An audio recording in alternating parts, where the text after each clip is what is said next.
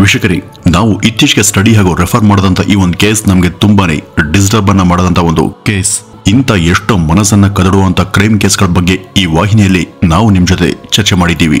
ನಾವು ಪ್ರತಿ ಬಾರಿ ಇಂಥ ವಿಡಿಯೋಗಳನ್ನ ಮಾಡುವಾಗ ಸಮಾಜದ ಹಾಗೂ ಕೇಳುಗರ ಹಿತದೃಷ್ಟಿಯಿಂದ ಹಾಗೂ ಅವರನ್ನ ಎಜುಕೇಟ್ ಮಾಡುವಂತ ಉದ್ದೇಶದಿಂದಲೇ ವಿಡಿಯೋವನ್ನ ಮಾಡ್ತೀವಿ ಹಾಗೂ ಅಂತ ವಿಶಿಷ್ಟ ಕೇಸ್ಗಳನ್ನ ನಾವು ಆಯ್ಕೆ ಮಾಡ್ಕೊಳ್ತೀವಿ. ಯಾವ ಕೇಸ್ಗಳ ಬಗ್ಗೆ ವಿಡಿಯೋ ಮಾಡಬೇಕು ಮಾಡಬಾರ್ದು ಅನ್ನೋದ್ರ ಬಗ್ಗೆ ತುಂಬಾ ಎಚ್ಚರಿಕೆಯಿಂದ ಚರ್ಚೆ ಮಾಡಿ ಹಾಗೂ ಆ ಒಂದು ಕೇಸ್ ಬಗ್ಗೆ ಮಾಹಿತಿಯನ್ನ ಕಲೆ ಹಾಕಿ ಅತ್ಯಂತ ಸೂಕ್ಷ್ಮ ರೀತಿಯಲ್ಲಿ ಅವುಗಳ ಬಗ್ಗೆ ತಿಳಿಸ್ಕೊಡ್ತೀವಿ. ಇವತ್ತು ನಾವು ಚರ್ಚೆ ಮಾಡುವಂತ ಈ ಒಂದು ಕೇಸ್ ಕೂಡ ತುಂಬಾ ಡಿಸ್ಟರ್ಬ್ ಮಾಡುವಂತ ಒಂದು ಕೇಸ್. ಇದನ್ನು ಮಾಡಬೇಕೋ ಬೇಡವೋ ಎಂಬ ಗೊಂದಲ ಕೂಡ ನಮಗೆ ಆರಂಭದಲ್ಲಿ ಶುರುವಾಯಿತು. ಆದ್ರೆ ಇವತ್ತಿನ ಕಾಲಘಟ್ಟದಲ್ಲಿ ಇವತ್ತಿನ ಜನ ಸಮೂಹಕ್ಕೆ ಇಂಥ ವಿಡಿಯೋದ ಅಗತ್ಯ ಇದೆ ಅಂತ ಭಾವಿಸಿ ಈ ಒಂದು ವಿಡಿಯೋವನ್ನ ಶುರು ಮಾಡ್ತಿದ್ದೀನಿ. ವೀಕ್ಷಕರೇ, ಪ್ರಿಯಾ ಟೀಚರ್ ಕೇಸ್ ಅಂತಾನೆ ಹೆಸರುವಾಸಿಯಾದಂತ ಈ ಒಂದು ಘಟನೆ ಆಗಿದ್ದು ಉತ್ತರ ಪ್ರದೇಶದ ಅಯೋಧ್ಯ ನಗರದಲ್ಲಿ. ಇಲ್ಲಿಯ ಶ್ರೀರಾಮ್ಪುರ ಕಾಲೋನಿಯಲ್ಲಿ ಪ್ರಿಯಾ ವರ್ಮಾ ಹಾಗೂ ಉಮೇಶ್ ವರ್ಮಾ ಎಂಬ ದಂಪತಿ ವಾಸ ಇದ್ರು. ಇವ್ರ ನಡುವೆ ಯಾವುದೇ ಹೇಳಿಕೊಳ್ಳುವಂತ ಸಮಸ್ಯೆ ಇರಲಿಲ್ಲ. ಹಣಕಾಸಿನ ವಿಷಯದಲ್ಲೂ ಕೂಡ ಇವರು ಅತ್ಯಂತ ಸುಭದ್ರರಾಗಿದ್ದಂತ ದಂಪತಿ. ಸ್ವಂತ ಮನೆಯಲ್ಲಿ ಅನ್ಯೂನ್ಯತೆಯಿಂದ ವಾಸ ಮಾಡ್ತಿದ್ರು. ಮನೆ ಮೇಲೆ ಇನ್ನೂ ಒಂದು ಮಹಡಿಯನ್ನ ಕಟ್ಟುವಂತ ನಿರ್ಧಾರ ಮಾಡಿದ್ಮೇಲೆ ಅವರು 2022ರಲ್ಲಿ ಈ ಒಂದು ಕೆಲಸಕ್ಕೆ ಚಾಲನೆಯನ್ನ ಕೊಡ್ತಾರೆ. ಈ ದಂಪತಿ ಇಬ್ರು ಉದ್ಯೋಗಸ್ಥರಾಗಿದ್ದು ಇಬ್ರು ಕೂಡ ಹೊರಗಡೆ ದುಡಿತಾ ಇದ್ರು. ಹೀಗಾಗಿ ಹಣಕಾಸಿನ ತೊಂದರೆ ಇವರನ್ನ ಹೆಚ್ಚಾಗಿ ಬಾಧಿಸಲಿಲ್ಲ. ಇನ್ನೊಂದು ಮಹಡಿ ಮನೆಯನ್ನ ಕಟ್ಟೋದಕ್ಕೆ ಶುರು ಮಾಡಿದಾಗ ಇವರು ಮದುವೆಯಾಗಿ 1.5 ವರ್ಷ ಆಗಿತ್ತು ಹಾಗೂ ಪ್ರಿಯಾ ಆಗ 5 ತಿಂಗಳ ಗರ್ಭಿಣಿ. ಹೀಗಿರುವಾಗ ಅವತ್ತು 2022 ಜೂನ್ 1ನೇ ತಾರೀಕು ಈ ಗಂಡ ಹೆಂಡತಿ ಇಬ್ರು ಕೂಡ ಹತ್ತಿರದ ಆಸ್ಪತ್ರೆಗೆ ಹೋಗಿ ಬೇಕಾದಂತ ಎಲ್ಲಾ ಸ್ಕ್ಯಾನಿಂಗ್ ಹಾಗೂ ಚೆಕಪ್ ಅನ್ನ ಮಾಡಿಸ್ಕೊಂಡು ಮನೆಗೆ ವಾಪಸ್ ಆಗಿದ್ರು. ಈ ಪ್ರಿಯಾನ ಆರೈಕೆ ಮಾಡೋದಕ್ಕೆ ಅವ್ರ ಮನೆಯಲ್ಲಿ ಅವರಮ್ಮ ಅಂದ್ರೆ ಈ ಉಮೇಶ್ ವರ್ಮಾನ ಅತ್ತೆ ಇದ್ರು. ಅವತ್ತು ಬ್ಯಾಂಕಲ್ಲಿ ಏನೋ ಕೆಲಸ ಇರೋದ್ರಿಂದ ಈ ಉಮೇಶ್ ವರ್ಮಾ ತಮ್ಮ ಅತ್ತೆಗೆ ಸ್ವಲ್ಪ ಬ್ಯಾಂಕ್ಗೆ ಹೋಗಿ ಬರೋದಕ್ಕೆ ಕಳಿಸಿದ್ದ. ನಂತರ ಈ ಉಮೇಶ್ ವರ್ಮಾ ತಮ್ಮ ಕೆಲಸವನ್ನೆಲ್ಲ ಮುಗಿಸ್ಕೊಂಡು ಮನೆಗೆ ಬರುವಾಗ ತಮ್ಮ ಗರ್ಭಾವತಿಯಾದಂತ ಪತ್ನಿಗೆ ಏನಾದ್ರೂ ರುಚಿಕರವಾದಂತ ತಿಂಡಿ ತಿನಿಸುಗಳನ್ನ ಖರೀದಿ ಮಾಡಬೇಕು ಅಂತ ಅಲ್ಲೇ ಹತ್ತಿರದ ಒಂದು ಅಂಗಡಿ ಹೋಗಿ ಬೇಕಾದ ಆಹಾರವನ್ನ ಖರೀದಿ ಮಾಡಿ ಮನೆಗೆ ಬಂದಿದ್ದ. ಮನೆಗೆ ಬಂದಾಗ ಮನೆ ಬಾಗಿಲು ಸ್ವಲ್ಪ ತೆರೆದಿದ್ದು ಆತನಿಗೆ ಕಾಣಿಸುತ್ತೆ. ಬಾಗ್ಲಾಕೆ ಓಪನ್ ಇದೆ, ಯಾರಾದ್ರೂ ಬಂದಿದ್ದಾರ ಅನ್ನುವಂತ ಅನುಮಾನದಲ್ಲಿ ಉಮೇಶ್ ಒಳಗ್ ಬರ್ತಿದ್ದ ಹಾಗೇನೆ ಅಲ್ಲಿ ತಾವು ನೋಡಿದಂತ ದೃಶ್ಯದಿಂದ ಸ್ತಂಭೀಭೂತರಾಗಿದ್ರು. ಯಾಕೆಂದ್ರೆ ಮನೆ ಒಳಗೆ ರಕ್ತದ ಕಲೆ ಕಣ್ಣಿಗೆ ರಾಚುವಷ್ಟು ಆಗಿತ್ತು. ಒಳಗೆ ಏನಾಗಿದೆ ಎಂಬ ಭಯದಿಂದ ಈ ಉಮೇಶ್ ವರ್ಮಾ ರೂಮ್ಗೆ ಹೋಗಿ ನೋಡಿದಾಗ ಅದರೊಳಗೆ 5 ತಿಂಗಳ ಗರ್ಭಾವತಿಯಾಗಿದ್ದಂತ ಅವರ ಪ್ರೀತಿಯ ಪತ್ನಿ ಪ್ರಿಯಾ ರಕ್ತದ ಮಡುವಲ್ಲಿ ಬಿದ್ದಿದ್ರು. ಅವರನ್ನ ಯಾರೋ ಅತ್ಯಂತ ಬರ್ಬರವಾಗಿ ಕೊಂದು ಹಾಕಿದ್ರು. ಇದನ್ನ ನೋಡಿದಂತ ಉಮೇಶ್ ಅಲ್ಲೇ ಕುಸ್ತ್ ಹೋಗಿದ್ರು. ಇದು ಹೇಗಾಯ್ತು, ಯಾವಾಗಾಯ್ತು, ಯಾರಿಂದ ಆಯ್ತು ಅಂತ ಅವ್ರಿಗೆ ಗೊತ್ತಾಗ್ಲಿಲ್ಲ. ತಕ್ಷಣ ಉಮೇಶ್ ಹಾಗೂ ಅವರತ್ತೆ ಇಬ್ರು ಕೂಡ ಪೊಲೀಸ್ ಸ್ಟೇಷನ್ಗೆ ಕರೆ ಮಾಡಿ ಈ ಬಗ್ಗೆ ದೂರು ಕೊಡ್ತಾರೆ. ಮನೆ ಒಳಗೆ ಈ ಕೂಗಾಟ ಮತ್ತು ಕಿರಿಚಾಟವನ್ನ ಕೇಳದಂತ ಜನ ಏನಾಗಿರ್ಬೋದು ಅಂತ ಸುತ್ತಮುತ್ತ ಇದ್ದವರೆಲ್ಲ ಅವ್ರ ಮನೆಗೆ ಬಂದಿದ್ರು. ಬಂದು ನೋಡಿದಂತ ಎಲ್ರಿಗೂ ಅಲ್ಲಿ ಬಿದ್ದಿದ್ದಂತ ಪ್ರಿಯಾಳ ಶವ ಕಾಣಿಸುತ್ತೆ. ಬಹುಶಃ ಇದೇ ಒಂದು ಸಮಯದಲ್ಲಿ ಇವ್ರ ಮನೆಯ ಮುಂದಿನ ರಸ್ತೆಯಲ್ಲಿ ಉತ್ತರ ಪ್ರದೇಶದ ಸಿಎಂ ರವರ ಕಾರ್ ಪಾಸ್ ಆಗಿ ಹೋಯ್ತು ಅಂತ ಕಾಣಿಸುತ್ತೆ.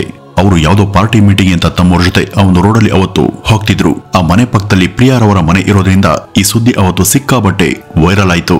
ಸಿಎಂ ಹಾಗೂ ಅವರ ಸೆಕ್ಯೂರಿಟಿ ಇದ್ರೂ ಕೂಡ ಇಂಥ ಒಂದು ಪ್ರಮಾದ ನಡೆದಿದ್ದು ಜನ ಸರ್ಕಾರವನ್ನ ತುಂಬಾ ಟೀಕೆ ಮಾಡೋದಕ್ಕೆ ಶುರು ಮಾಡ್ತಾರೆ. ಇಲ್ಲಿ ಯಾರಿಗೂ ಕಾನೂನು ಹಾಗೂ ಅಧಿಕಾರಿಗಳ ಭಯನೇ ಇಲ್ಲ.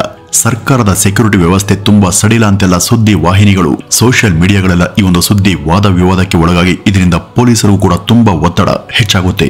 ಈ ಒಂದು ಕೇಸನ್ನ ಭೇದಿಸಲೇಬೇಕು ಅಂತ ಅವರು ಕಾಳಜಿನ ವಹಿಸಿ ಕೂಡಲೇ ಘಟನಾ ಸ್ಥಳಕ್ಕೆ ಫೋರೆನ್ಸಿಕ್ ಟೀಮ್ ಹಾಗೂ ಡಾಗ್ ಸ್ಕ್ವಾಡ್ ಹೀಗೆ ಎಲ್ಲರೂ ಕೂಡ ಬಂದು ಆ ಮನೆಯ ಇಂಚಿಂಚು ಜಾಗವನ್ನು ಕೂಡ ಪರಿಶೀಲನೆ ಮಾಡೋದಕ್ಕೆ ಶುರು ಮಾಡ್ತಾರೆ. ಪೊಲೀಸ್ ಹಾಗೂ ಅವರ ತಂಡ ಆ ಇಡೀ ಮನೆಯ ಶೋಧ ಕಾರ್ಯದಲ್ಲಿ ತೊಡಗುತ್ತೆ. ವೀಕ್ಷಕರೇ, ಸ್ಥಳಕ್ಕೆ ಬಂದಂತ ಫೋರೆನ್ಸಿಕ್ ಟೀಮ್ ಆ ಮನೆಯ ಪ್ರತಿ ಜಾಗವನ್ನು ಕೂಡ ಕೂಲಂಕಷವಾಗಿ ಚೆಕ್ ಮಾಡ್ತಾರೆ. ಆದ್ರೂ ಕೂಡ ಅವರಿಗೆ ಯಾವುದೇ ಮಹತ್ವದ ಸುಳಿವು ಸಿಗಲ್ಲ. ಆದ್ರೆ ಇಲ್ಲಿ ಒಂದೊಂದು ಸ್ಪಷ್ಟವಾಗಿತ್ತು. ಯಾರೋ ಇವ್ರಿಗೆ ಚೆನ್ನಾಗಿ ಪರಿಚಯ ಇದ್ದವರೇ ಅಲ್ಲಿಗೆ ಬಂದು ಈ ಒಂದು ಕೆಲಸವನ್ನ ಮಾಡಿ ಹೋಗಿದ್ದಾರೆ ಅಂತ ಪೊಲೀಸರು ಗೆಸ್ ಮಾಡ್ತಾರೆ. ಇದ್ರ ಜೊತೆಗೆ ಆ ಮನೆಯಲ್ಲಿದ್ದಂತ ಒಂದಷ್ಟು ಒಡವೆ ಮತ್ತು 50,000 ರೂಪಾಯಿ ಕ್ಯಾಶ್ ಕೂಡ ಕಳ್ತನ ಆಗಿದ್ದು ಅವ್ರ ಗಮನಕ್ಕೆ ಬರುತ್ತೆ. ಈ ಬಗ್ಗೆ ಪ್ರಿಯಾರವರ ಪತಿ ಉಮೇಶ್ ನನ್ನ ವಿಚಾರಣೆ ಮಾಡಿದಾಗ ಆತ ಕೊಟ್ಟಂತ ಹೇಳಿಕೆ ಈ ರೀತಿ ಇತ್ತು. ನಾನು ಕೆಲಸ ಮುಗಿಸಿ ಮನೆಗೆ ಬರ್ತಿದ್ದ ಹಾಗೇನೆ ಮನೆಯೆಲ್ಲ ರಕ್ತ ಸಿಕ್ತಾಗಿತ್ತು. ಅವಳು 5 ತಿಂಗಳ ಗರ್ಭಿಣಿಯಾಗಿದ್ದಲ್ಲ, ಬಹುಶಃ ಅವಳಿಗೆ ಮನೆಯಲ್ಲೇ ಗರ್ಭಪಾತ ಆಗಿರ್ಬೇಕು, ಹೀಗಾಗಿ ದೇಹದಿಂದ ರಕ್ತಸ್ರಾವ ಆಗಿರ್ಬೇಕು ಅಂತ ನಾನು ತಿಳ್ಕೊಂಡೆ ಅಂತ ಮೊದಲಿಗೆ ಉಮೇಶ್ ಈ ರೀತಿ ಹೇಳಿಕೆಯನ್ನ ಕೊಟ್ಟಿದ್ರು. ಆದ್ರೆ ಪ್ರಿಯಾಳ ದೇಹವನ್ನ ಅದರ ಮರಣೋತ್ತರ ಪರೀಕ್ಷೆಗೆ ಕಳುಹಿಸಿ ಚೆಕ್ ಮಾಡಿಸಿದಾಗ ಆಕೆಗೆ ಯಾವುದೇ ಗರ್ಭಪಾತ ಆದ ಬಗ್ಗೆ ವಿವರ ಇರಲಿಲ್ಲ. ಬದಲಿಗೆ ಆ ಒಂದು ವರದಿಯಲ್ಲಿ ಯಾವುದೋ ಬಲವಾದ ಹಾಗೂ ಚೂಪಾದಂತ ಆಯುಧದಿಂದ ಆಕೆ ಹೊಟ್ಟೆ ಹಾಗೂ ಇತರ ಕಡೆ ಜೋರಾಗಿ ಚುಚ್ಚಿ ಹಲ್ಲೆ ಮಾಡಿದರೆ ಅಂತ ಅದರಲ್ಲಿ ವಿವರ ಇತ್ತು. ಅಷ್ಟೇ ಅಲ್ಲ, ಅದರಲ್ಲಿ ಇದ್ದಂತ ಇನ್ನೊಂದು ಆಘಾತಕಾರಿ ವಿವರ ಈ ರೀತಿ ಇತ್ತು. ಪ್ರಿಯಾಳ ದೇಹದ ಮೇಲೆ ಒಟ್ಟು 24ಕ್ಕಿಂತ ಹೆಚ್ಚು ಬಾರಿ ಚುಚ್ಚಿದಂತ ಗುರುತುಗಳು ಮೂಡಿದ್ವು. ಈ ಒಂದು ಕಾರಣದಿಂದ ರಕ್ತಸ್ರಾವ ಉಂಟಾಗಿ ಅವಳ ಜೀವ ಹೋಗಿದೆ ಅಂತ ವರದಿ ಬಂದಿತ್ತು. ಇದೇ ಅಂಶವನ್ನ ವೈದ್ಯರು ಪೊಲೀಸರಿಗೂ ಕೂಡ ತಮ್ಮ ಮೆಡಿಕಲ್ ರಿಪೋರ್ಟ್ ಮೂಲಕ ಕಳುಹಿಸ್ತಾರೆ. ಇದೆಲ್ಲ ಕೇಳಿದ ಮೇಲೆ ಪೊಲೀಸರಿಗೆ ಈಗ ಮೊದಲ ಅನುಮಾನ ಶುರುವಾಗೋದೆ ಈ ಪತಿ ಉಮೇಶ್ ಮೇಲೆ. ಅವರು ಹೀಗೆ ಅನುಮಾನ ಪಡೋದಕ್ಕೆ ಕಾರಣ ಉಮೇಶ್ ಕೊಟ್ಟಂತ ವಿಚಿತ್ರವಾದಂತ ಹೇಳಿಕೆ. ಅವರು ತಾವು ಬ್ಯಾಂಕ್ಗೆ ಹೋಗಿದ್ದಾಗ ಈ ರೀತಿಯಾಗಿದೆ, ತಮ್ಮ ಪತ್ನಿಗೆ ಗರ್ಭಪಾತ ಆಗಿರಬಹುದು ಅಂತ ನಾನು ಭಾವಿಸಿದೆ ಅಂತ ಅವರು ಹೇಳಿದ್ರು. ಈಗ ಈ ಉಮೇಶ್ ಅವತ್ತು ನಿಜವಾಗಿಯೂ ಬ್ಯಾಂಕ್ಗೆ ಹೋಗಿದ್ರ ಅಥವಾ ಇವರು ಮನೆಯಲ್ಲೇ ಇದ್ದು ಇವ್ರಿಗೂ ಇವರ ಪತ್ನಿಗೂ ಏನಾದ್ರೂ ಮನಸ್ತಾಪ ಇತ್ತಂತ ಪೊಲೀಸರು ಸುತ್ತಮುತ್ತ ಇದ್ದವರನ್ನ ಕೇಳ್ತಾರೆ. ಈ ಒಂದು ಪ್ರಯತ್ನದಲ್ಲಿದ್ದಾಗ ಆ ಬ್ಯಾಂಕಿನ ಸಿಸಿಟಿವಿ ದೃಶ್ಯಾವಳಿಯಲ್ಲೂ ಕೂಡ ಅವತ್ತು ಅವರು ಹೇಳದಂತ ಸಮಯಕ್ಕೆ ಉಮೇಶ್ ಹಾಗೂ ಅವರ ಅತ್ತೆ ಇಬ್ರು ಕೂಡ ಅಲ್ಲಿ ಹೋಗಿದಂತ ದೃಶ್ಯ ಸೆರೆಯಾಗಿತ್ತು. ಅಂದ್ರೆ ಇವರು ಕೊಟ್ಟಂತ ಹೇಳಿಕೆ ಎಲ್ಲ ಕೂಡ ನಿಜ. ಇವರು ಹೋದಂತ ಸಮಯದಲ್ಲೇ ಇಲ್ಲಿ ದುರಂತ ನಡೆದಿತ್ತು. ಹೀಗಾಗಿ ಉಮೇಶ್ ಇಲ್ಲಿ ನಿರ್ದೋಷಿ, ಅವ್ರಿಗೂ ಈ ಒಂದು ಘಟನೆಗೂ ಯಾವುದೇ ಸಂಬಂಧ ಇಲ್ಲ ಅಂತ ಪೊಲೀಸರು ತಿಳ್ಕೊಂಡ್ರು. ಅಂದ್ರೆ ಬಹುಶಃ ಈ ಒಂದು ಫ್ಯಾಮಿಲಿಗೆ ಹೊರಗಡೆ ಯಾರಾದ್ರೂ ಶತ್ರುಗಳಿರಬಹುದು, ಅವರಿಂದನೇ ಈ ಒಂದು ಕೃತ್ಯ ಆಗಿರಬಹುದು ಅಂತ ಪೊಲೀಸರು ಗೆಸ್ ಮಾಡ್ತಾರೆ. ಈ ಒಂದು ಕೋನದಿಂದ ಲೆಕ್ಕ ಹಾಕಿ ತನಿಖೆಯನ್ನ ಮಾಡಿದಾಗೂ ಕೂಡ ಪೊಲೀಸರಿಗೆ ಯಾರ ಮೇಲೂ ಅನುಮಾನ ಬರೋದೇ ಇಲ್ಲ, ಹಾಗೂ ಇದ್ರ ಬಗ್ಗೆ ಅವರಿಗೆ ಯಾವುದೇ ಸುಳಿವು ಕೂಡ ಸಿಗಲ್ಲ. ಈ ರೀತಿ ಇದ್ದಾಗ ಈ ಮನೆಯ ಮೊದಲ ಮಹಡಿಯಲ್ಲಿ ಕೆಲಸದಲ್ಲಿದ್ದಂತ 7 ಜನ ಕೆಲಸಗಾರರ ಮೇಲೆ ಅವ್ರ ಗಮನ ಹೋಗುತ್ತೆ. ಇವರಲ್ಲಿ ಯಾರಾದ್ರೂ ಈ ಕೆಲಸ ಮಾಡಿದ್ದಾರಾ ಅಥವಾ ಇವರಲ್ಲಿ ಯಾರಿಗಾದ್ರೂ ಇದ್ರ ಬಗ್ಗೆ ಏನಾದ್ರೂ ಗೊತ್ತಿರಬಹುದಂತ ಪೊಲೀಸರು ಯೋಚಿಸ್ತಾರೆ. ಇವರನ್ನೆಲ್ಲ ಕಸ್ಟಡಿಗೆ ತಗೊಂಡು ಈ ಬಗ್ಗೆ ವಿಚಾರಣೆ ಮಾಡಿದಾಗಲೂ ಕೂಡ ಆ 7 ಜನರು ಒಂದೇ ವಿಧದ ಹೇಳಿಕೆಯನ್ನ ಕೊಡ್ತಾರೆ. ನಾವು ನಮ್ಮ ಪಾಡಿಗೆ ಮೇಲೆ ಕೆಲಸ ಮಾಡ್ತಿದ್ವಿ, ಕೆಳಗಡೆ ಏನಾಯ್ತು ಅಂತ ನಮ್ಗೆ ಗೊತ್ತಿಲ್ಲ ಅಂತ ಅವರು ಹೇಳಿದ್ರು. ಇವರೆಲ್ಲರನ್ನು ಕೂಡ ಪ್ರತ್ಯೇಕವಾಗಿ ಬೇರೆ ಬೇರೆ ಕಡೆ ವಿಚಾರಣೆ ಮಾಡಿದಾಗಲೂ ಇವರ ಹೇಳಿಕೆಯಲ್ಲಿ ವ್ಯತ್ಯಾಸ ಆಗ್ಲಿಲ್ಲ. ಅವು ಒಂದಕ್ಕೊಂದು ತುಂಬಾ ಸೂಕ್ಷ್ಮವಾಗಿ ಮ್ಯಾಚ್ ಆಗಿರೋದ್ರಿಂದ ಇವ್ರ ಮೇಲೆ ಯಾವುದೇ ಅನುಮಾನ ಹುಟ್ಟಲಿಲ್ಲ. ಹೀಗಾಗಿ ಇವರನ್ನು ಕೂಡ ಈ ಒಂದು ಕೇಸಿಂದ ಪೊಲೀಸ್ ಕೈ ಬಿಡುವಂತ ಯೋಚನೆಯನ್ನ ಮಾಡ್ತಾರೆ. ಇಲ್ಲಿವರೆಗೂ ಪೊಲೀಸ್ನವರಿಗೆ ಈ ಒಂದು ಕೇಸ್ ಕುರಿತಂತೆ ಯಾವುದೇ ಕ್ಲೂ ಸಿಗ್ಲಿಲ್ಲ. ಆ ಮನೆ ಒಳಗೆ ಇದ್ದಂತ ವಸ್ತುಗಳೆಲ್ಲ ಆಗ ಚಲ್ಲಾಪಿಲ್ಲಿಯಾಗಿ ಬಿದ್ದಿದ್ವು. ಆದ್ರೆ ಆ ವಸ್ತುಗಳಲ್ಲಿ ಯಾವ ವಸ್ತು ಕೂಡ ಒಡೆದು ಹೋಗಿರ್ಲಿಲ್ಲ. ಈ ಪ್ರಿಯಾಳ ಮೇಲೆ ಅಷ್ಟು ಬಲವಾಗಿ ಹಲ್ಲೆ ಮಾಡಿದ್ರು ಕೂಡ ಇಲ್ಲಿದ್ದಂತ ವಸ್ತುಗಳು ಅಥವಾ ಆ ವಸ್ತುಗಳಲ್ಲಿ ಕನಿಷ್ಠ ಒಂದು ವಸ್ತು ಕೂಡ ಒಡೆಯದೇ ಇದ್ದದ್ದು ಹೇಗೆ ಅಂತ ಪೊಲೀಸರಿಗೆ ಡೌಟ್ ಶುರುವಾಗುತ್ತೆ. ಅಲ್ಲಿದ್ದಂತ ಯಾವ ವಸ್ತುಗೂ ಹಾನಿ ಮಾಡದೆ ಬರೀ 22 ನಿಮಿಷಗಳ ಅವಧಿಯಲ್ಲಿ ಹಂತಕ ಇಷ್ಟು ಚಾಕಚಕ್ಯತೆಯಿಂದ ಕೊಲೆ ಮಾಡಿ ನಗಾನಾಣ್ಯವನ್ನ ದೋಚಿ ಪರಾರಿಯಾಗಿದ್ದು ಹೇಗೆ ಅಂತ ಪೊಲೀಸರು ಯೋಚಿಸ್ತಾರೆ. ಆ ಮನೆಗೆ ಅವತ್ತು ಒಬ್ಬನೇ ವ್ಯಕ್ತಿ ಬಂದಿದ್ನ ಅಥವಾ ಯಾವುದಾದ್ರೂ ಒಂದು ಗ್ಯಾಂಗ್ ಇಲ್ಲಿ ಬಂದು ಇಷ್ಟೆಲ್ಲ ಮಾಡಹೋಯ್ತಾ ಅನ್ನುವಂತ ಪ್ರಶ್ನೆ ಪೊಲೀಸರಲ್ಲಿ ಉಳಿಯುತ್ತೆ. ಈ ಕೇಸ್ ಬಗ್ಗೆ ಇಂಥ ಸಾಕಷ್ಟು ಗೊಂದಲಗಳು, ಸಂದೇಹಗಳು ಇದ್ವು. ಅವತ್ತು ಬೆಳಿಗ್ಗೆ 11ರಿಂದ 11:22 ನಡುವೆ ಈ ಒಂದು ಘಟನೆ ಆಗಿತ್ತು. ಅದಕ್ಕೇನೆ ಅವರು ಆ ಏರಿಯಾದ ಸುತ್ತಮುತ್ತ ಇರುವಂತಹ ಸಿಸಿಟಿವಿ ದೃಶ್ಯಾವಳಿಗಳ ಬಗ್ಗೆ ಏನಾದ್ರೂ ಸುಳಿವು ಸಿಗುತ್ತಾ ಅಂತ ಪೊಲೀಸರು ಚೆಕ್ ಮಾಡುವಾಗ ಅದರ ಒಂದು ದೃಶ್ಯದಲ್ಲಿ ಕೆಂಪು ಟಿ ಶರ್ಟ್ ಧರಿಸಿದಂತ ಒಬ್ಬ ಯುವಕ ನಡೆದು ಹೋಗ್ತಿರುವಂತಹ ದೃಶ್ಯ ಸೆರೆಯಾಗಿತ್ತು. ಆದ್ರೆ ಆ ಒಂದು ವಿಡಿಯೋದಲ್ಲಿ ಅವನ ಮುಖ ಸರಿಯಾಗಿ ಸೆರೆಯಾಗಿರ್ಲಿಲ್ಲ. ಅವನನ್ನ ಸೂಕ್ಷ್ಮವಾಗಿ ನೋಡಿದಾಗ ಅವನು ಯಾವುದೋ ದುರುದ್ದೇಶದಿಂದಲೇ ನಡೆದು ಹೋಗ್ತಿದ್ದಾನೆ ಅಂತ ಪೊಲೀಸರಿಗೆ ಗೊತ್ತಾಗುತ್ತೆ. ಆದ್ರೆ ಅವ್ರಿಗೆ ಆ ಸಿಸಿಟಿವಿ ದೃಶ್ಯ ಬಿಟ್ರೆ ಅವನ ಬಗ್ಗೆ ಬೇರೆ ಯಾವುದೇ ಕ್ಲೂ ಇರ್ಲಿಲ್ಲ. ಅವನು ಇದೇ ಊರ್ನವನ ಅಥವಾ ಬೇರೆ ಕಡೆಯವನ ಅಂತ ಪೊಲೀಸರಿಗೆ ಗೊತ್ತಾಗಬೇಕಿತ್ತು. ಅವನು ಧರಿಸಿದಂತ ಆ ಟಿ ಶರ್ಟ್ ಯಾವ ಅಂಗಡಿಯದು ಅಂತ ಕಂಡು ಹಿಡಿಯುವಂತ ಸಲುವಾಗಿ ಸುತ್ತಮುತ್ತ ಇದ್ದಂತ ಎಲ್ಲಾ ಬಟ್ಟೆ ಅಂಗಡಿಗೆ ಹೋಗಿ ಆ ತರದ ಟಿ ಶರ್ಟ್ ಎಲ್ಲಾದ್ರೂ ಇದೆಯಾ, ಹಾಗೂ ಅಂಗಡಿಯವರು ಯಾವಾಗ್ಲಾದ್ರೂ ಈ ತರದ ಟಿ ಶರ್ಟ್ ಅನ್ನ ಯಾರಿಗಾದ್ರೂ ಮಾರಿದ್ರ ಅಂತ ಪ್ರತಿ ಅಂಗಡಿ ಹೋಗಿ ಎಲ್ಲರನ್ನೂ ಕೂಡ ಕೇಳೋದಕ್ಕೆ ಶುರು ಮಾಡ್ತಾರೆ. ಆದ್ರೆ ದುರಾದೃಷ್ಟವಶಾತ್ ಯಾವ ಅಂಗಡಿಯಲ್ಲೂ ಕೂಡ ಆ ತರದ ಟಿ ಶರ್ಟ್ ಇರ್ಲಿಲ್ಲ. ಆ ಟಿ ಶರ್ಟ್ ಈ ಬಟ್ಟೆ ಅಂಗಡಿಗಳಲ್ಲಿ ಇರ್ಲಿಲ್ಲ ನಿಜ, ಆದ್ರೆ ಅದೇ ತರದ ಟಿ ಶರ್ಟ್ ಯಾರಾದ್ರೂ ಆನ್ಲೈನ್ ಮೂಲಕ ತರಿಸ್ಕೊಂಡಿರ್ಬೋದ ಅಂತ ಪೊಲೀಸರು ಗೆಸ್ ಮಾಡ್ತಾರೆ. ಆಗ ತಕ್ಷಣ ಅಮೆಜಾನ್, ಫ್ಲಿಪ್ಕಾರ್ಟ್ ಮೊದಲಾದ ಇ ಕಾಮರ್ಸ್ ವೆಬ್ಸೈಟ್ ಗಳಲ್ಲಿ ಈ ತರದ ಟಿ ಶರ್ಟ್ ಅನ್ನು ಹುಡುಕುವಾಗ ಫ್ಲಿಪ್ಕಾರ್ಟ್ ನಲ್ಲಿ ಇದೇ ತರದ ಒಂದು ಟಿ ಶರ್ಟ್ ಇರೋದು ಪತ್ತೆಯಾಗುತ್ತೆ.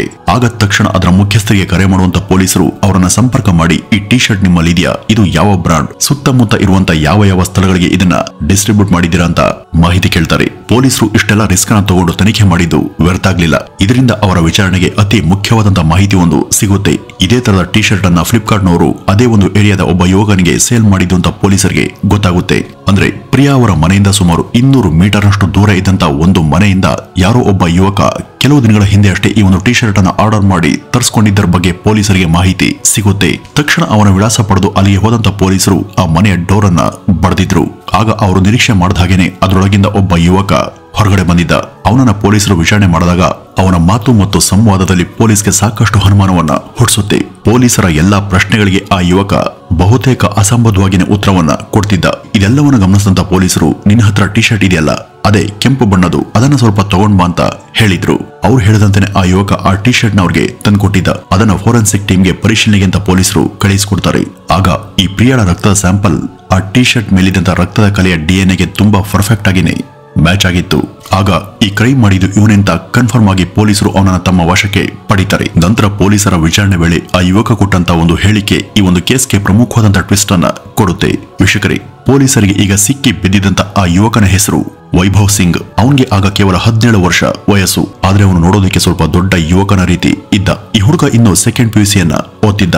ಕೇವಲ 12ನೇ ಕ್ಲಾಸ್ ಅನ್ನ ಓದುವಂತ ಈ ಟೀನೇಜ್ ಹುಡುಗ ಇಷ್ಟೆಲ್ಲ ದುಷ್ಕೃತ್ಯವನ್ನ ಎಸಗದಂತ ಪೊಲೀಸರಿಗೆ ತುಂಬಾ ಅಚ್ಚರಿ ಉಂಟುಮಾಡಿತ್ತು. ನಂತರ ಈ ಹುಡುಗನನ್ನ ಕೂರಿಸಿಕೊಂಡು ಪೊಲೀಸರು ವಿಚಾರಣೆ ಮಾಡಿದಾಗ ಇವನು ಕೊಟ್ಟಂತ ಹೇಳಿಕೆಯನ್ನ ಕೇಳಿ ಪೊಲೀಸರೇ ಒಂದು ಕ್ಷಣ ದಂಗಾಗಿದ್ರು. ವೀಕ್ಷಕರೇ, ಈ ಇಡೀ ಘಟನೆ ಹಿನ್ನೆಲೆ 2019-20 ಸಮಯದಿಂದ ಶುರುವಾಗುತ್ತೆ. ಅದು 2020 ಕೋವಿಡ್ನ ಸಮಯ. ಆಗ ದೇಶಾದ್ಯಂತ ಲಾಕ್ಡೌನ್ ಜಾರಿಯಾಗಿದ್ದು ನಿಮ್ಗೆಲ್ಲ ಗೊತ್ತೇ ಇದೆ. ಇದೇ ಒಂದು ಸಮಯದಲ್ಲಿ ಎಲ್ಲರೂ ಕೂಡ ಮನೇಲೇ ಇರಬೇಕು, ಯಾರು ಹೊರಗಡೆ ಹೋಗಬಾರದು ಅಂತ ಗವರ್ನಮೆಂಟ್ ರೂಲ್ಸ್ ಮಾಡಿತ್ತು. ಅದೇ ತರ ಈ ಹುಡುಗ ಕೂಡ ಆಗ ಮನೇಲೇ ಇದ್ದ. ಆವಾಗ ಬಹುಶಃ ಅವನಿನ್ನೂ ಕೂಡ SSLCಯನ್ನ ಓದ್ತಿದ್ದ ಅಂತ ಕಾಣಿಸುತ್ತೆ. ಆ ಒಂದು ಸಮಯದಲ್ಲಿ ಈ ಪಬ್ಜಿ ಗೇಮ್ ತುಂಬಾನೇ ಫೇಮಸ್ ಆಗಿತ್ತು. ಇವನು ಕೂಡ ಮೊಬೈಲ್ ನಲ್ಲಿ ಪಬ್ಜಿ ಗೇಮ್ ಅನ್ನ ಆಡ್ತಿದ್ದ. ಅವನು ಆನ್ಲೈನ್ ನಲ್ಲಿ ಮಲ್ಟಿಪ್ಲೇಯರ್ ಸಿಸ್ಟಮ್ ನ ಜೊತೆ ಆಡುವಾಗ ಅವನಿಗೆ ಒಬ್ಬ ಮಹಿಳೆ ಐಡಿ ಸಿಗುತ್ತೆ. ಆಕೆ ಕೂಡ ಪಬ್ಜಿ ಗೇಮ್ ಅನ್ನ ಇವನ ಜೊತೆ ಆಡ್ತಿದ್ಲು. ಆ ರೀತಿ ಅವನಿಗೆ ಈ ಗೇಮ್ ನ ಮೂಲಕ ಆನ್ಲೈನ್ ನಲ್ಲಿ ಪರಿಚಯ ಆದವಳೆ ಈ ಪ್ರಿಯಾ ವರ್ಮಾ.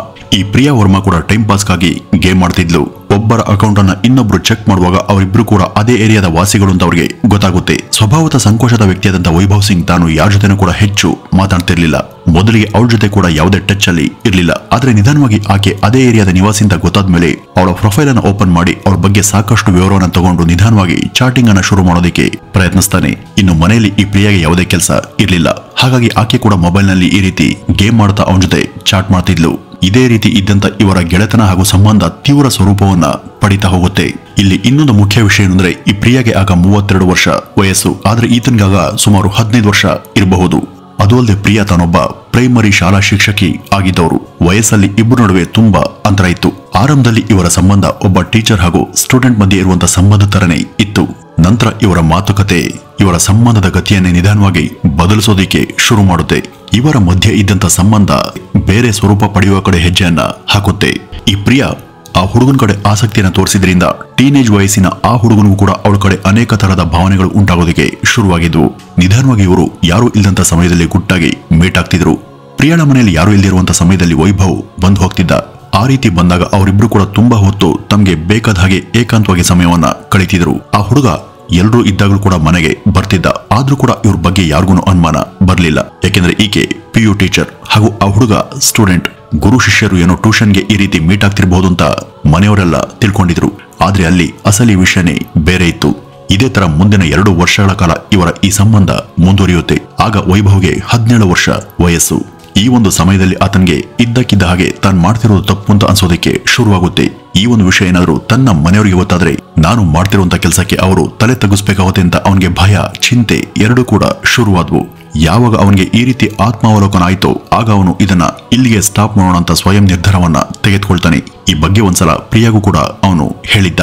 ಆದ್ರೆ ಪ್ರಿಯಾ ಅಷ್ಟೊತ್ತಿಗೆ ಅವನನ್ನ ತುಂಬಾ ಹಚ್ಕೊಂಡಿದ್ಲು. ನನ್ಗೆ ಅದೆಲ್ಲ ಗೊತ್ತಿಲ್ಲ, ನನ್ಗೆ ನೀನ್ ಬೇಕು, ನಾನು ನಿನ್ ಜೊತೆನೆ ಜೀವನ ಮಾಡೋದಕ್ಕೆ ಇಷ್ಟಪಡ್ತೀನಿ ಅಂತೆಲ್ಲ ಆ ಹುಡುಗನಿಗೆ ಹೇಳಿದ್ಲು. ಈ ಪ್ರಿಯಾ ಅವನ ಬಗ್ಗೆ ತುಂಬಾ ತಲೆ ಕೆಡಿಸ್ಕೊಂಡಿದ್ಲು. ಒಂದ್ ವೇಳೆ ಈ ಒಂದು ಸಮಯದಲ್ಲಿ ಏನಾದ್ರೂ ಅವಳು ಅವನನ್ನ ದೂರ ಮಾಡ್ಕೊಂಡಿದ್ರೆ ಹಾಗೂ ಸ್ವಲ್ಪ ಪ್ರೌಢ ಮಟ್ಟದ ನಿರ್ಧಾರವನ್ನು ತಗೊಂಡಿದ್ರೆ ಬಹುಶಃ ಅವಳು ಇನ್ನೂ ಕೂಡ ಜೀವಂತವಾಗಿ ಇರಬಹುದಾಗಿತ್ತು. ಆದ್ರೆ ಆ ಒಂದು ಸಮಯದಲ್ಲಿ ತನ್ನ ವಿವೇಕವನ್ನ ಕಳೆದುಕೊಂಡಿದ್ದಂತ ಈ ಶಾಲಾ ಶಿಕ್ಷಕಿ ತುಂಬಾ ಒಂದು ದೊಡ್ಡ ತಪ್ಪು ನಿರ್ಧಾರವನ್ನ ತಗೊಂಡಿದ್ಲು. ಆದ್ರೆ ವೈಭವ್ ಅದಕ್ಕೆಲ್ಲ ರೆಡಿ ಇರ್ಲಿಲ್ಲ. ಏನೇ ಆದ್ರೂ ಇದೆಲ್ಲ ಬೇಡ ಅಂತ ಅವನು ಒತ್ತಾಯ ಮಾಡಿದಾಗ ಪ್ರಿಯಾ ಇನ್ನೂ ಒಂದು ತಪ್ಪನ್ನ ಮಾಡಿದ್ಲು. ಹೇಗೂ ಅವಳ ಮೊಬೈಲ್ ಅಲ್ಲಿ ಅವರಿಬ್ಬರ ಕೆಲವು ಫೋಟೋಗಳು, ವಿಡಿಯೋಗಳು ಇದ್ವು. ನೀನೇನಾದ್ರೂ ನನ್ನಿಂದ ದೂರ ಆದ್ರೆ ಇದನ್ನೆಲ್ಲ ಬಂದು ನಾನು ನಿಮ್ಮ ತಾಯಿ ತಂದೆಗೆ ತೋರಿಸಿ ನಿನ್ನ ಮರ್ಯಾದೆ ತೆಗಿತೀನಿ ಅಂತ ಹೇಳಿದ್ಲು. ಇದರಿಂದ ವೈಭವ್ ತುಂಬಾ ಹೆದರ್ಕೊಳ್ತಾನೆ. ಇವಳು ಈ ರೀತಿ ಏನಾದ್ರೂ ಮಾಡಿದ್ರೆ ಮುಂದೆ ನನ್ನ ಗತಿ ಏನು, ಮುಂದೆ ನನ್ನ ಜೀವನನೇ ಹಾಳಾಗುತ್ತೆ ಎನ್ನುವಂತ ಆತಂಕದಲ್ಲಿ ಅವನು ಮುಂದಿನ ದಿನಗಳನ್ನ ದುಡ್ಬೇಕಾಗುತ್ತೆ. ಇದೇ ಯೋಚನೆ ಹಾಗೂ ಭಯ ಅವನ ಮನಸ್ಸಲ್ಲಿ ಭದ್ರವಾಗಿ ನೆಲೆಯೂರುತ್ತೆ. ಇದರಿಂದಾಗಿ ಅವನು ತನ್ನ ದೈನಂದಿನ ಕೆಲಸ ಮತ್ತು ಕಾರ್ಯಗಳಲ್ಲಿ ಮತ್ತೆ ಓದ್ನಲ್ಲೂ ಕೂಡ ನಿರಾಸಕ್ತಿಯನ್ನ ವಹಿಸ್ತಾನೆ ಹಾಗೂ ಅವನಿಗೆ ಸ್ಟಡೀಸ್ ಕಡೆ ಗಮನವನ್ನ ಕೊಡೋದಕ್ಕೆ ಸಾಧ್ಯ ಆಗಲ್ಲ. ಹೀಗಿರುವಾಗ ಒಂದಿನ ಪ್ರಿಯಾ ಗರ್ಭವತಿ ಆಗ್ತಾಳೆ. ಈ ವೈಭವ್ ಅವಳಿಂದ ದೂರ ಹೋದಷ್ಟು ಪ್ರಿಯಾ ಅವನಿಗೆ ಹತ್ರ ಆಗ್ತಾ ಇದ್ಲು. ಆಗ ವೈಭವ್ಗೆ ಇದರಿಂದ ಸಾಕಾಗಿ ಹೋಗಿತ್ತು. ಇವಳು ಬದುಕಿದ್ರೆ ತಾನೇ ಸಮಸ್ಯೆ, ಇವಳನ್ನ ಮುಗಿಸ್ ಹಾಕಿದ್ರೆ ಇದೆಲ್ಲಕ್ಕೂ ಕೂಡ ಶಾಶ್ವತ ಪರಿಹಾರ ಸಿಗುತ್ತೆ ಅಂತ ಅವನು ಯೋಚಿಸಿದ್ದ. ಹೀಗಿದ್ದಾಗ ಅವತ್ತು ಜೂನ್ 1ನೇ ತಾರೀಕು ಪ್ರಿಯಾಳ ಮನೆಯವರೆಲ್ಲ ಹೊರಗಡೆ ಹೋಗ್ತಾರೆ. ಅವರು ಹೋಗೋದನ್ನ ಕಾಯ್ತಿದ್ದಂತ ವೈಭವ್ ಒಂದು ಚೂಪಾದ ಆಯುಧವನ್ನ ರೆಡಿ ಮಾಡಿಕೊಂಡು ಸರಿಯಾದ ಸಮಯಕ್ಕೆ ಹೊಂಚನ್ನ ಹಾಕಿ ಕುಳಿತಿದ್ದ. ಅವತ್ತು ಹಾಸ್ಪಿಟಲ್ ನಿಂದ ಅವರು ಆಕೆಯನ್ನ ಮನೇಲೆ ಒಬ್ಬಳನ್ನ ಬಿಟ್ಟು ಹೊರಗಡೆ ಹೋಗಿದ್ದನ್ನ ಈತ ಗಮನಿಸಿದ್ದ. ಅವತ್ತು ಬೆಳಗ್ಗೆ ಸುಮಾರು 11 ಗಂಟೆಗೆ ಈತ ಅವಳ ಮನೆ ಕಡೆ ಹೆಜ್ಜೆ ಹಾಕಿದ್ದ. ಈ ಒಂದು ಸಮಯದಲ್ಲಿ ಅವನು ಆ ರೆಡ್ ಟಿ ಶರ್ಟ್ ಅನ್ನ ಹಾಕೊಂಡಿದ್ದು, ಆ ಒಂದು ಡ್ರೆಸ್ ಅನ್ನ ಹಾಕೊಂಡು ನಡೆದು ಬರ್ತಿರುವಂತಹ ದೃಶ್ಯನೇ ಆ ಒಂದು CCTVಯಲ್ಲಿ ಸೆರೆಯಾಗಿದ್ದು. ಇದರ ಆಧಾರದ ಮೇಲೆ ಪೊಲೀಸರು ಅವನ ಬೇಟೆಯನ್ನ ಶುರು ಮಾಡಿದ್ದು.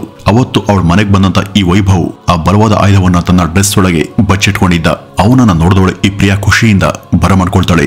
ಶುರುನಲ್ಲಿ ಇಬ್ರು ಕೂಡ ಸಹಜವಾಗಿ ಮಾತುಕತೆಯನ್ನ ಶುರು ಮಾಡ್ತಾರೆ. ಆದ್ರೆ ವೈಭವ್ ಅಲ್ಲಿಗೆ ಬಂದಿದ್ದೇ ಒಂದು ಬೇರೆ ಉದ್ದೇಶದಿಂದ. ತಕ್ಷಣ ಅವನು ಆ ಒಂದು ಆಯುಧವನ್ನ ಹೊರತೆಗೆದು ಅವಳಿಗೆ ಸಿಕ್ಕ ಕಡೆ ಹಲ್ಲೆ ಮಾಡೋದಕ್ಕೆ ಶುರು ಮಾಡ್ತಾನೆ. ಮೊದಲೇ ಗರ್ಭಾವತಿಯಾಗಿದ್ದಂತ ಪ್ರಿಯಾಗೆ ಅವನಿಂದ ತಪ್ಪಿಸ್ಕೊಳ್ಳೋದಕ್ಕೆ ಆಗ್ಲೇ ಇಲ್ಲ. ಈ ಒಂದು ಹಠಾತ್ ದಾಳಿಯನ್ನ ಆಕೆ ನಿರೀಕ್ಷೆ ಕೂಡ ಮಾಡಿರಲಿಲ್ಲ. ಮುಂದಿನ ಕೆಲವೇ ಸೆಕೆಂಡ್ಗಳಲ್ಲಿ ಅವಳ ಜೀವ ಹಾರು ಹೋಗುತ್ತೆ. ಈ ಒಂದು ಕೃತ್ಯ ಮಾಡದಂತ ವೈಭವ್ ಇದೇನಾದ್ರೂ ಹೊರಗಡೆ ಗೊತ್ತಾಗಿ ಜನರಿಗೆ ಡೌಟ್ ಬರದೇ ಇರಲಿ ಅಂತ ಆ ಮನೆಯಲ್ಲಿದ್ದಂತ ಒಡವೆ ಮತ್ತು ಹಣವನ್ನು ಕೂಡ ಕದಿತಾನೆ. ಅವನ ಉದ್ದೇಶ ಇಲ್ಲಿ ಕಳ್ತನ ಮಾಡೋದಕ್ಕೆ ಬಂದವನು ಕೊಲೆ ಮಾಡಿದ್ದಾನೆ ಅಂತ ಗೊತ್ತಾಗ್ಲಿ ಅಂತ ಅಲ್ಲಿ ಒಂದು ಕ್ರೈಮ್ ಸೀನ್ ಅನ್ನ ಕ್ರಿಯೇಟ್ ಮಾಡಿದ್ದ. ಒಟ್ನಲ್ಲಿ ತನ್ನ ಮೇಲೆ ಯಾರಿಗೂ ಕೂಡ ಅನುಮಾನ ಬರದೇ ಇರಲಿ ಅಂತ ಅವನು ಈ ರೀತಿ ಮಾಡಿದ್ದ. ಈ ಎಲ್ಲ ಕೆಲಸ ಮುಗಿದ ನಂತರ ಏನು ಆಗೇ ಇಲ್ಲ ಅನ್ನುವ ಹಾಗೆ ಆ ವೆಪನ್ ಹಾಗೂ ತಾನು ಕದ್ದಂತ ವಸ್ತುಗಳ ಜೊತೆ ಸೈಲೆಂಟ್ ಆಗಿ ಮನೆ ಕಡೆ ಹೆಜ್ಜೆ ಹಾಕಿದ್ದ. ಮನೆಗೆ ಬಂದವನೇ ತಾನು ಧರಿಸಿದ ಟಿ ಶರ್ಟ್ ಅನ್ನ ಬಿಚ್ಚಿ ಅದನ್ನ ನೀಟಾಗಿ ಒಗೆದು ಇಟ್ಟಿದ್ದ. ಅವತ್ತೇ ಈ ಒಂದು ಸುದ್ದಿ ಎಲ್ಲ ಕಡೆ ವೈರಲ್ ಆಗುತ್ತೆ. ತನ್ನ ಮನೆ ಒಳಗೆ ಕೂತ್ಕೊಂಡು ಟಿವಿಯಲ್ಲಿ ಈ ಒಂದು ನ್ಯೂಸ್ ಅನ್ನ ವೈಭವ್ ನೋಡಿದ್ದ. ಅವಳ ಮೊಬೈಲ್ ಅನ್ನ ಏನಾದ್ರೂ ಪೊಲೀಸರು ಚೆಕ್ ಮಾಡಿ ತನ್ನ ಬಗ್ಗೆ ಏನಾದ್ರೂ ಜನಕ್ಕೆ ಗೊತ್ತಾಗುತ್ತಾ ಅನ್ನೋ ಭಯ ಅವನಿಗೆ ಕಾಡ್ತಿತ್ತು. ಆದ್ರೆ ಪೊಲೀಸ್ ಅವರಿಗೆ ಸಿಕ್ಕಂತ ಸಿಸಿಟಿವಿ ದೃಶ್ಯದ ಆಧಾರದ ಮೇಲೆನೆ ಫ್ಲಿಪ್ಕಾರ್ಟ್ನವರಿಂದ ಅವನ ಅಡ್ರೆಸ್ ಪತ್ತೆ ಹಚ್ಚಿ ಅವನನ್ನ ಹಿಡಿಯುವಲ್ಲಿ ಯಶಸ್ವಿಯಾಗಿದ್ರು. ಅವನು ಕೊಟ್ಟಂತ ಹೇಳಿಕೆಯನ್ನೆಲ್ಲ ದಾಖಲು ಮಾಡ್ಕೊಂಡಂತ ಅವರು ಈ ಬಗ್ಗೆ ಸ್ವಲ್ಪ ಯೋಚನೆ ಮಾಡೋದಕ್ಕೆ ಶುರು ಮಾಡ್ತಾರೆ. ಈಗ ಈ ಹುಡುಗ ಹೇಳಿದ್ದೆಲ್ಲ ನಿಜಾನ? ಇಲ್ಲಿ ಕೊಲೆ ಆಗೋದಿಕ್ಕೆ ಇವನು ಹೇಳಿದ್ದೇ ಕಾರಣ ಇರಬಹುದಾ ಅಥವಾ ಇಲ್ಲಿ ಬೇರೆ ಏನಾದ್ರೂ ವಿಷಯ ಇದೆಯಾ? ಈ ಹುಡುಗ ನಮ್ಮ ಹತ್ರ ಏನಾದ್ರೂ ಮುಚ್ಚಿಡ್ತಿದ್ದಾನ ಅಂತ ಪೊಲೀಸರಿಗೆ ಅನುಮಾನ ಬರುತ್ತೆ. ಈ ಬಗ್ಗೆ ಅವರು ಈ ಹುಡುಗನಿಂದ ಒಂದಷ್ಟು ಸಾಕ್ಷಿಗಳನ್ನು ಕೂಡ ಪತ್ತೆ ಹಚ್ಚುತ್ತಾರೆ. ಅವನ ಹತ್ರ ಇದ್ದಂತ ಮೊಬೈಲ್ ನಲ್ಲಿ ಈ ಕುರಿತಾಗಿ ಒಂದಷ್ಟು ಫೋಟೋಗಳ ಸಾಕ್ಷಿಗಳು ಅವ್ರಿಗೆ ಸಿಗ್ತವೆ. ಈ ಬಗ್ಗೆ ನ್ಯೂಸ್ ಆದಾಗ ಈ ಬಗ್ಗೆ ಮಾಧ್ಯಮಗಳಲ್ಲಿ ತುಂಬಾ ದೊಡ್ಡ ಚರ್ಚೆ ಆಗುತ್ತೆ. ಪ್ರಿಯಾಳ ಮನೆಯವರಿಗೆ ಈ ಬಗ್ಗೆ ಕೇಳಿದಾಗ ಆ ಹುಡುಗ ಹೇಳ್ತಿರೋದೆಲ್ಲ ಸುಳ್ಳು, ನಮ್ಮ ಮನೆ ಮಗಳು ಪ್ರಿಯಾ ಖಂಡಿತ ಅವನ್ ಹೇಳೋ ತರ ಇರೋದಕ್ಕೆ ಸಾಧ್ಯನೇ ಇಲ್ಲ, ಮೋಜು ಮಸ್ತಿಂತ ಅವನೇ ಅವಳ ಹಿಂದೆ ಬಿದ್ದಿದ್ದ ಅಂತ ಅನ್ಸುತ್ತೆ. ಆದ್ರೆ ಅವನ ಪ್ರಪೋಸಲ್ ನ ಈ ಪ್ರಿಯಾ ರಿಜೆಕ್ಟ್ ಮಾಡಿರ್ಬೇಕು. ಮೇಲಾಗಿ ಇತ್ತೀಚೆಗೆ ಅವಳು ಪ್ರೆಗ್ನೆಂಟ್ ಕೂಡ ಆಗಿದ್ಲು. ಇದಕ್ಕೆ ಕಾರಣ ಅವಳ ಪತಿ ಅಂತ ಅವನಿಗೂ ಗೊತ್ತಿತ್ತು. ಈ ಒಂದು ವಿಷಯದ ಬಗ್ಗೆ ಅವನು ತುಂಬಾ ಅಸಮಾಧಾನಿತನಾಗಿದ್ದ. ಅದಲ್ಲದೆ ಯಾವಾಗಲೂ ಒಂದ್ಸಲ ಅವಳಿಗೆ ಇದನ್ನ ತೆಗೆಸ್ಕೊಂತಾತ ಹೇಳಿದ್ದಂತ ಅನ್ಸುತ್ತೆ. ಆದ್ರೆ ಪ್ರಿಯಾ ಅವನ ಮಾತಿಗೆ ಬೆಲೆ ಕೊಟ್ಟಿಲ್ಲ. ಇದರಿಂದ ಕೋಪ ಮಾಡ್ಕೊಂಡಂತ ಹುಡುಗ ಇದಿಷ್ಟೇ ಕಾರಣಕ್ಕೆ ಬಂದು ಅವಳು ಕೊಲೆ ಮಾಡಿದ್ದಾನೆ. ಈ ಒಂದು ವಿಷಯ ಅವನ ಮನೆಯವರಿಗೆಲ್ಲ ಗೊತ್ತಿರುತ್ತೆ. ಅವನ ತಾಯಿ ಇಲ್ಲೇ ರೂಲಿಂಗ್ ಪಾರ್ಟಿಯ ಸದಸ್ಯೆ. ಹೀಗಾಗಿ ಕತೆನ ಈ ರೀತಿ ಉಲ್ಟಾ ಮಾಡೋಕೆ ಪ್ರಯತ್ನ ಪಡ್ತಿದ್ದಾರೆ ಅಂತ ಪ್ರಿಯಾಳ ಮನೆಯವರು ಮಾಧ್ಯಮಗಳಿಗೆ ತಿಳಿಸಿದ್ರು. ಇಲ್ಲಿ ನಿಜ ಏನು ಅಂತ ಸತ್ತು ಹೋದಂತ ಪ್ರಿಯಾಗೆ ಮಾತ್ರ, ಆದ್ರೆ ಅದನ್ನ ಹೇಳೋದಕ್ಕೆ ಅವಳು ಜೀವಂತವಾಗಿಲ್ಲ. ಅವನು ಒಬ್ಬ ಮೈನರ್ ಆಗಿರೋದ್ರಿಂದ ಈಗ ಅವನನ್ನ ಬಾಲಾಪರಾಧಿಗಳ ಸೆಲ್ನಲ್ಲಿ ಪೊಲೀಸರು ಇಟ್ಕೊಂಡಿದ್ದಾರೆ. ಈ ಒಂದು ಕೇಸ್ ಇನ್ನೂ ಕೂಡ ನ್ಯಾಯಾಲಯದಲ್ಲಿ ಪೆಂಡಿಂಗ್ ಇದೆ. ಒಟ್ನಲ್ಲಿ ಈ ಒಂದು ಘಟನೆ ಭೀಕರವಾದಂತ ಕೊಲೆಯಲ್ಲಿ ಮುಗಿದೋಯ್ತು. ಇಲ್ಲಿ ತಪ್ಪು ಇಬ್ಬರದೂ ಸಮಾನವಾಗಿದೆ. ನಮ್ಮಲ್ಲಿ ಈ ರೀತಿಯ ಅಸಹಜ ಬೆಳವಣಿಗೆ ಹಾಗೂ ಅಪರಾಧಗಳು ದಿನೇ ದಿನೇ ಹೆಚ್ಚಾಗ್ತಿವೆ. ಅಕ್ರಮ ಸಂಬಂಧ ಹಾಗೂ ಬೇಡದ ಸಂಬಂಧಗಳಿಂದ ತುಂಬಾ ಕ್ರೈಮ್ ರೇಟ್ ಜಾಸ್ತಿ ಆಗ್ತಿದೆ. ಹೀಗಾಗಿ ಇಂಥ ಸ್ಥಿತಿಗತಿಯಲ್ಲಿ ಸಿಲುಕಿ ಒದ್ದಾಡ್ತಿರುವಂತ ಜನಸಮೂಹಕ್ಕೆ ಒಂದು ಜನ ಜಾಗೃತಿ ಉಂಟಾಗುವಂತ ಸಲುವಾಗಿ ನಾವು ಈ ಒಂದು ಘಟನೆಯ ಬಗ್ಗೆ ಇಲ್ಲಿ ವಿಡಿಯೋ ಮಾಡೋದಕ್ಕೆ ಮುಖ್ಯ ಕಾರಣ. ವೀಕ್ಷಕರೇ, ಇದಿಷ್ಟು ಇವತ್ತಿನ ಈ ಒಂದು ವಿಡಿಯೋದ ಮಾಹಿತಿ. ಇನ್ನು ಈ ಇಡೀ ಕೇಸ್ ಬಗ್ಗೆ ನಿಮ್ಮ ಅನಿಸಿಕೆ ಏನು ಅಂತ ಕಮೆಂಟ್ ನ ಮೂಲಕ ತಿಳಿಸಿ ಅಂತ ಹೇಳ್ತಾ ಈ ಒಂದು ವಿಡಿಯೋವನ್ನ ಇಲ್ಲಿಗೆ ಮುಗಿಸೋಣ. ನಮಸ್ಕಾರ.